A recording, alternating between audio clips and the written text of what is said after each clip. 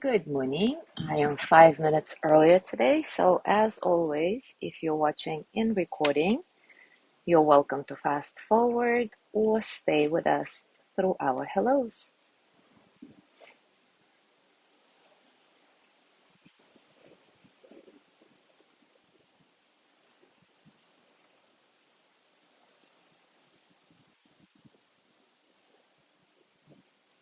Good morning, Maria.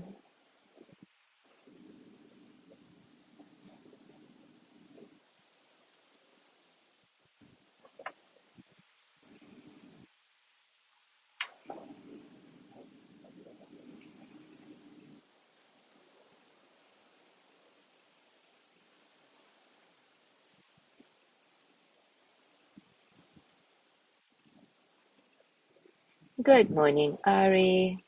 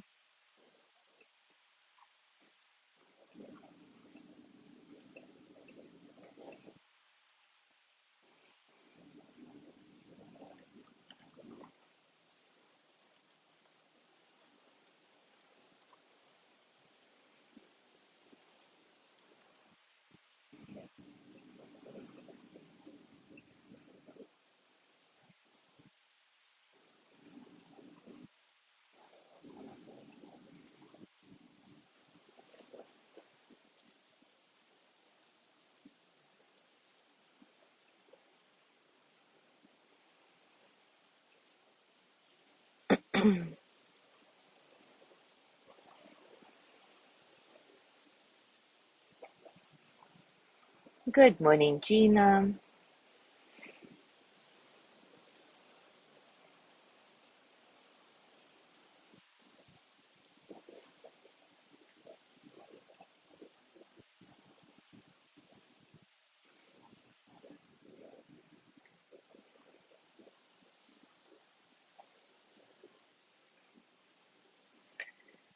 Feels like a little bit of a norte today.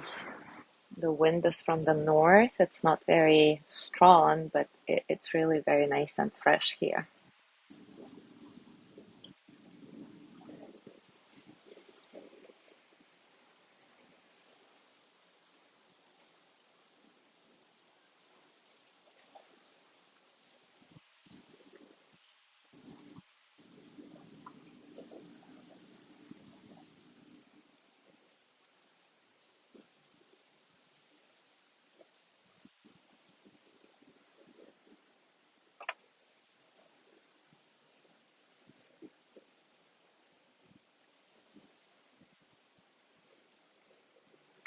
Good morning, John.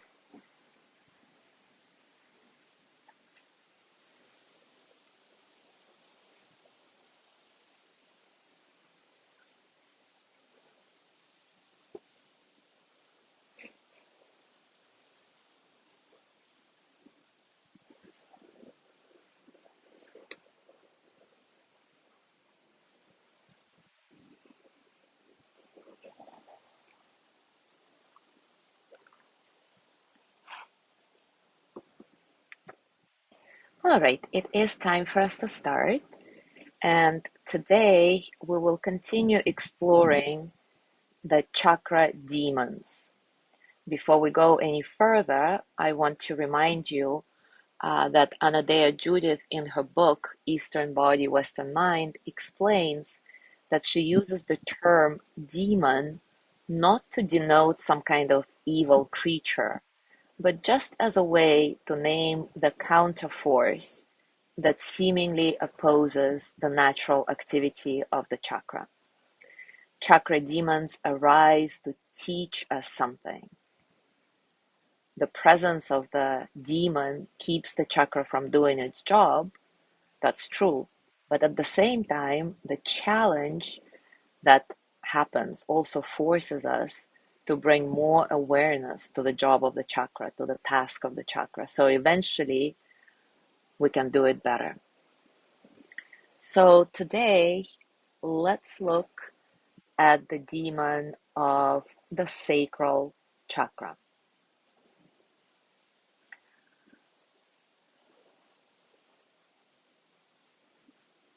The task in the chakra itself is self-gratification.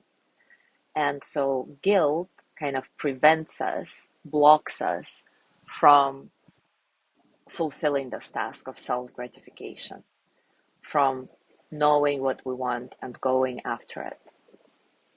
But we cannot even begin to understand guilt and where it's coming from before introducing the concept of our shadow self. We briefly touched on that before in our discussion of the heart chakra social identity. But in the very basic terms, all of us have something that's called persona. It's the part of ourselves that our ego allows to rise above the surface and interact with the world. And also, all of us have something called shadow. Those are all the parts of ourselves that we tend to hide from the world. And most of the time, we hide it even from ourselves because for whatever reason, we unconsciously decide that this makes us bad, that those parts of ourselves are just bad.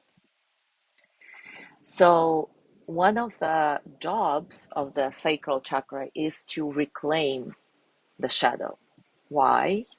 Because the shadow represents repressed instinctual energies that are locked away from the conscious mind and get enacted unconsciously.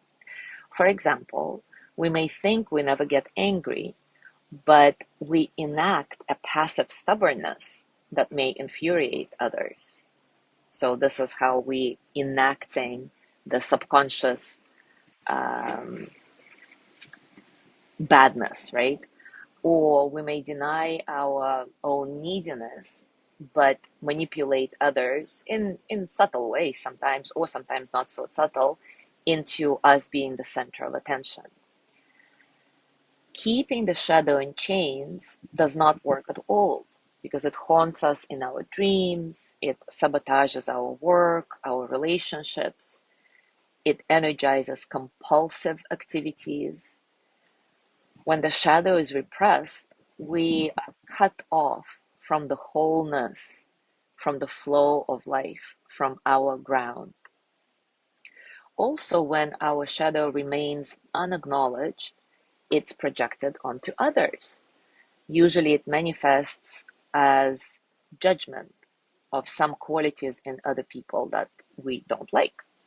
The presence of this judgment is our clue that we are rejecting the same thing in ourselves, that we're looking, that we're locking into the prison where our shadow lives. For example, if anger is a rejected part of self, we will fear and criticize anger in others.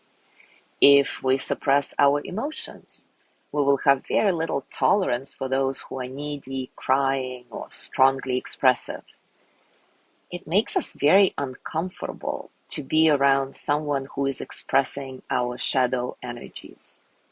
And so our judgment becomes an attempt to negate the source of our discomfort. Basically, when we judge others, it's wise to look within and see what aspects of ourselves we're trying so hard to reject. Reclaiming our shadow doesn't mean we give ourselves carte blanche to do horrible things. Not at all. It means that we reclaim the instinctual energies of our needs and desires so that they can be channeled in appropriate ways and not enacted unconsciously. It doesn't mean that we surrender consciousness to the shadow, but instead, we bring the shadow into consciousness. And that dissolves all our judgments and brings greater self acceptance. So now that we understand how the shadow works, we can finally move on to the demon of the sacral chakra, guilt. The main purpose of guilt is to sequester the shadow into its dark and unconscious realm. We might say that guilt is the prison guard that keeps the shadow caged, keeping us from coming into the light of consciousness. And as a result, the caged shadow becomes even more insistent, of course. And so we enact more and more stuff from our unconscious. Feelings, the domain of the second chakra, are usually very ambiguous. It's never really black and white, right? And to fully embrace our feelings is to embrace that ambiguity.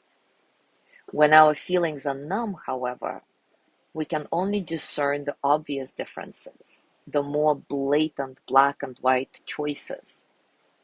When there is guilt, we think we have to make clear decisions and are very uncomfortable with approximations, with gray zones.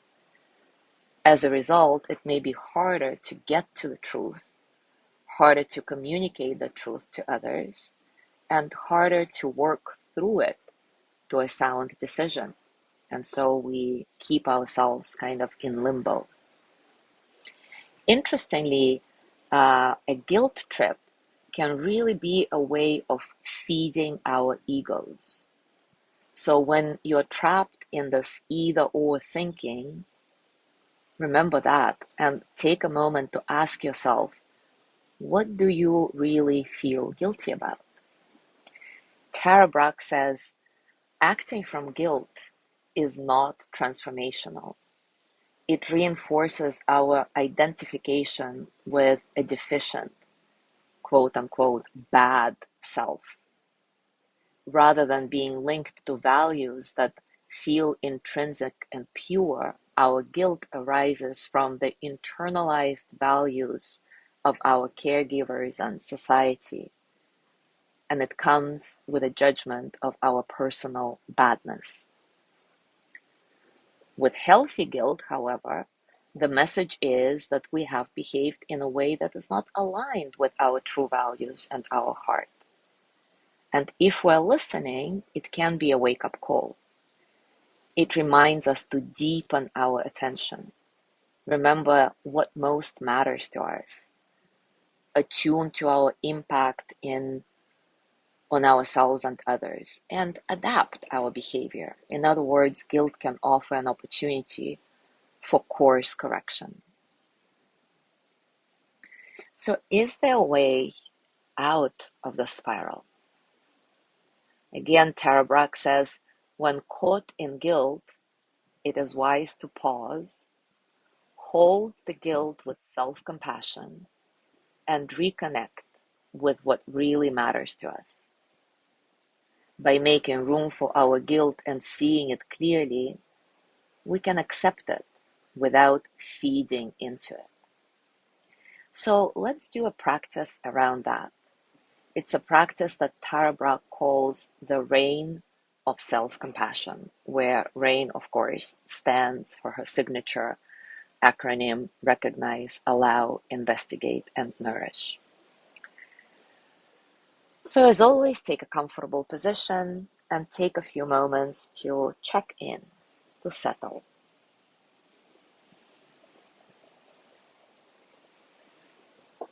How are you today? What's going on for you physically, emotionally, mentally?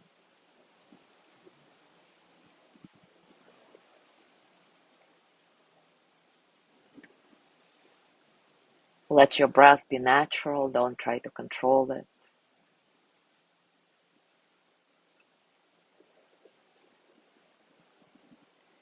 And now take a few moments to scan your life. You might notice the places where you feel like you've turned on yourself in some way. It might be a situation where you are in conflict with another person, but feel bad about yourself. Maybe you have a sense of guilt. Maybe you are at war with yourself over your behavior as a parent, partner, friend, or because you're breaking your commitment to your diet or your meditation practice. Feeling guilty. Where do you feel guilty about something? Where are you judging yourself?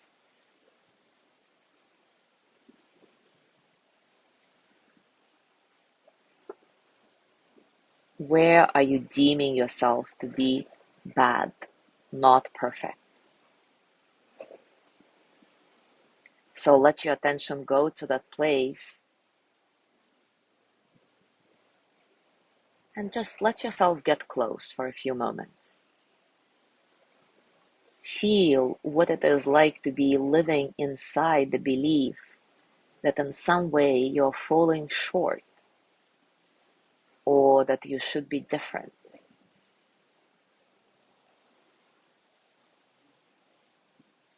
that something is wrong with you, that you're guilty of something.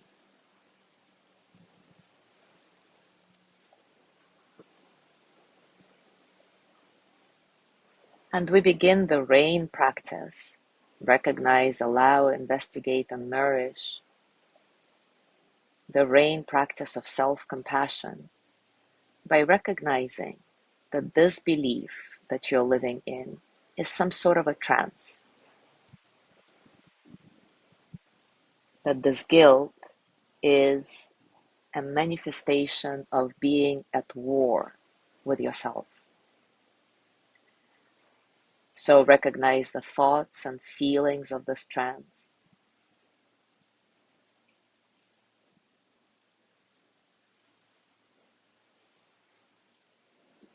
And as you move to the next step of RAIN, allow those feelings to be here. You can even say, yeah, this is how it is right now. It's okay. It's okay to feel what I feel.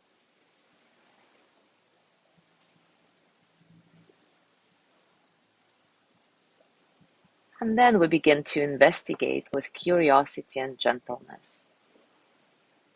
What is it like when I am in this trance of guilt? You might sense what you are believing about yourself and others. What is the actual belief under the guilt? That you should be different? That you're bad because you're hurting others? That you're bad because you're breaking your commitment to yourself or others?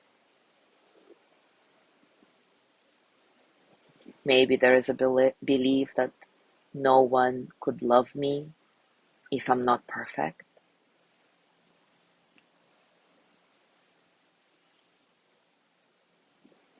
So sense what might be built in there. What kind of core belief? And as you do this, feel your body and sense what it is like to be in your body when you are in the trance of guilt. What does your throat feel like? Your chest, your belly, when you're really feeling bad about yourself?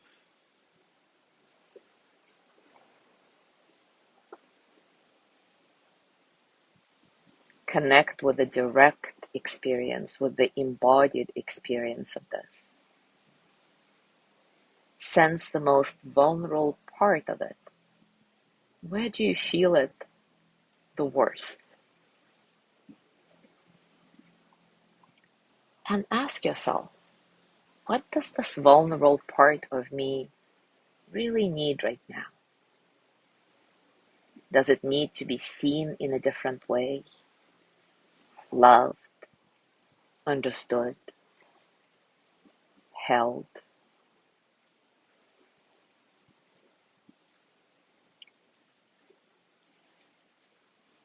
Maybe place your hands on your heart, beginning to Turn toward loving, toward compassion, toward nourishing yourself.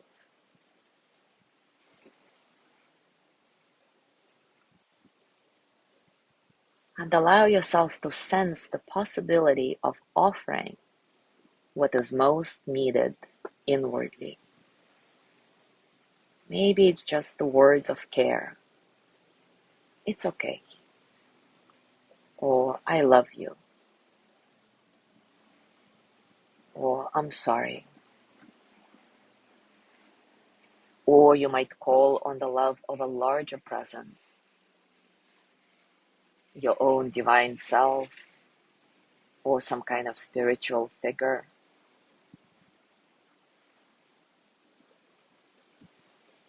Sense the possibility of calling on this love and offering it to yourself inwardly.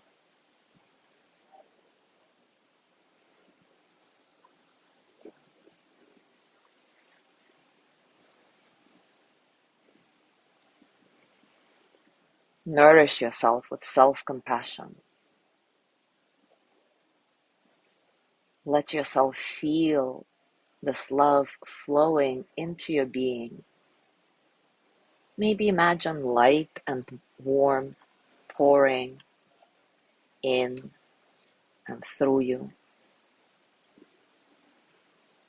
Sometimes just the intention to offer care inwardly begins to decondition the tendency to be at war with ourselves.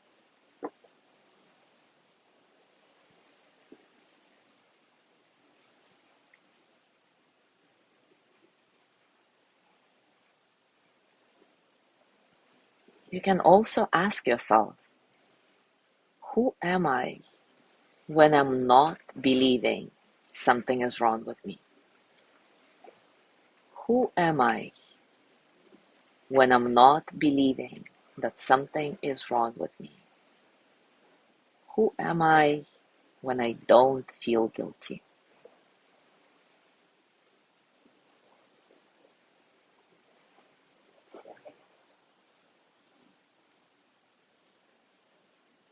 Scan your body once again and notice how you're feeling now, physically, emotionally, mentally. Has anything changed?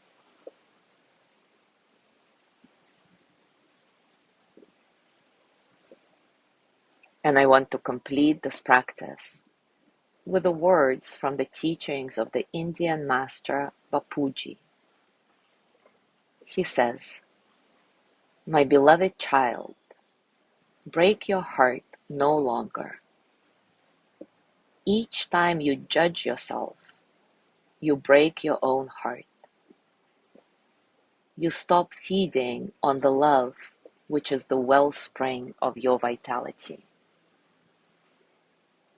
The time has come, your time to live, to celebrate, to see the goodness that you are. Let no one, no thing, no idea or ideal obstruct you. If one comes, even in the name of truth, forgive it, for it's unknowing. Do not fight.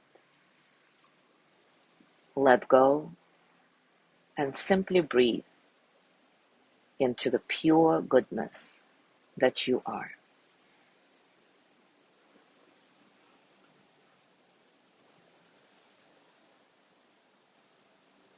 As you go through your day today, I invite you to notice when you're caught in this black and white either or thinking, or a straight up guilt trip.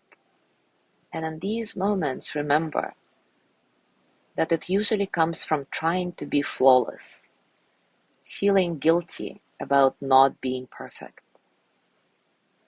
But this flawlessness is not the natural part of life. So in those moments, maybe you can do a short version of this rain of self-compassion practice to see if you can lessen this grip of guilt. Thank you so much for being here today.